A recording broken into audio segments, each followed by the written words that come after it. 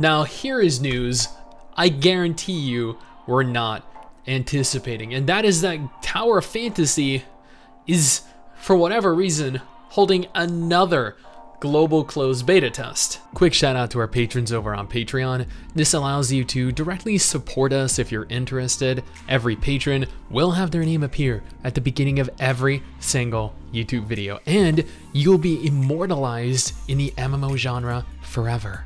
Now, I know a lot of you have the attention span of a toddler, so let me preface this entire thing by stating if you want to pre-register for this upcoming beta test, please remember to do so. You will not believe how many people tell me that they had no idea the beta pre-registrations were open, and they literally expressed to me that they'd wished I would have alerted them to this fact. Here I am right now letting you know you can pre-reg. This beta test is upcoming. Do not miss out. So there was a tweet made on the Tower of Fantasy Twitter that actually links to a much larger article over on their website that goes on to state, a letter to Wanderers. Dear Wanderers, greetings, this is the Tower of Fantasy team. You're probably aware that the global version of Tower of Fantasy will be officially releasing during Q3 this year. We are currently working on various tasks to ensure the release goes smoothly. At the same time, we have also been optimizing the game based on feedback received during the April closed beta. We appreciate every suggestion and opinion. In order to get a better understanding of the needs of different regions and carry out changes to the game that will accommodate more wanderers, we have decided to open the second round of the closed beta.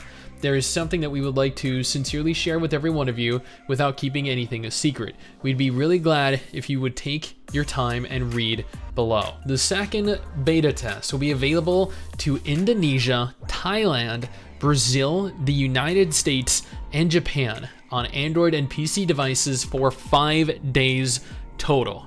So that means that there are going to be no Europeans playing this game. There are going to be no Koreans, no Chinese players, no Australian or Oceanic players, and this is going to be available on PC and Android, so no iOS devices over a 5-day period.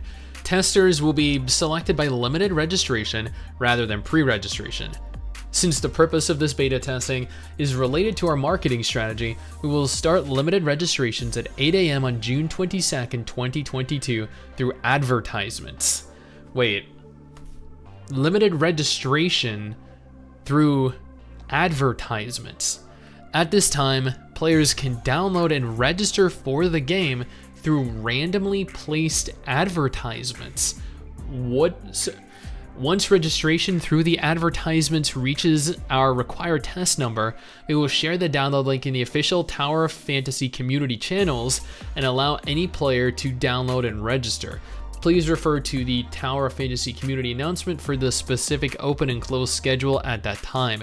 The registration will be closed when reaching the maximum player limit. So I guess you're going to click the registration link via one of the advertisements you find online. You're then going to be capable of registering for it. They will send you a download link. After they have reached their quota of registrations obtained purely through advertisements, they're going to then share the download link on the official Tower of Fantasy community channels and then subsequently allow any further players to download and register.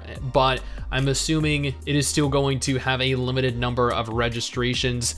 The combined total of both users that were registered via advertisements and users that were registered after the fact. This is all very confusing and just seems kind of pointless to me. As this testing phase is short and close to the official release, we kindly recommend that wanderers who have participated in the April beta wait for the official release and give this opportunity to wanderers who have not yet had the chance to experience the game. Of course, this is not mandatory. You're more than welcome to participate in the test again if you wish. We're happy to receive feedback from every single one of you. We've prepared a list of the changes in the upcoming closed beta test for your reference. So there are going to be UI improvements.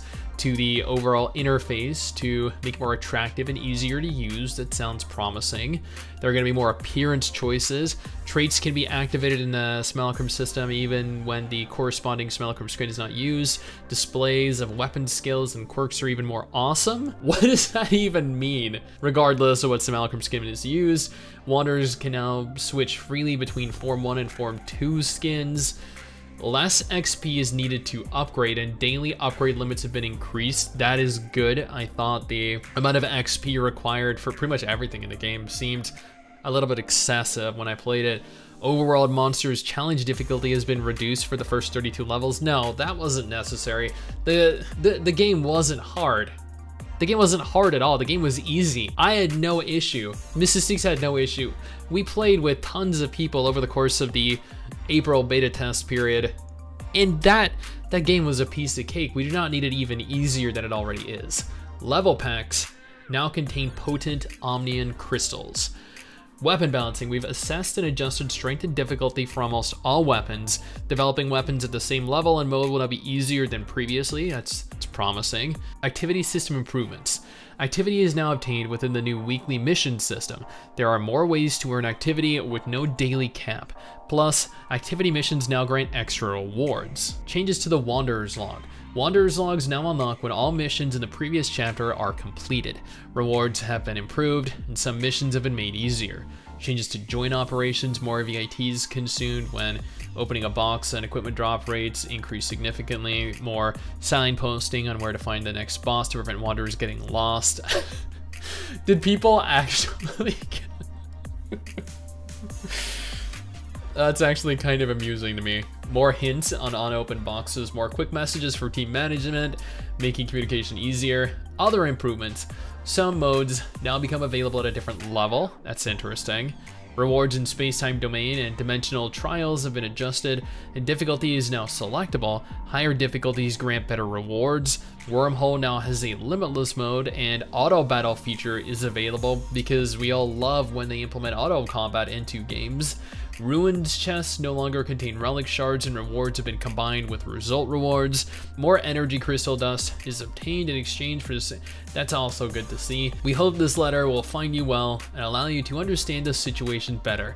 We're fully aware that some players might find an arrangement like this tedious, and we truly appreciate the understanding from every one of you. Honestly, why would any of us find this tedious? It's another beta test phase. Honestly, this test phase is entirely unnecessary if you think about it, because everything that we all wanted to test has already been tested. From what it looks like, there has been no additional content actually introduced into the game. There have just been some minor tweaks, minor alterations made.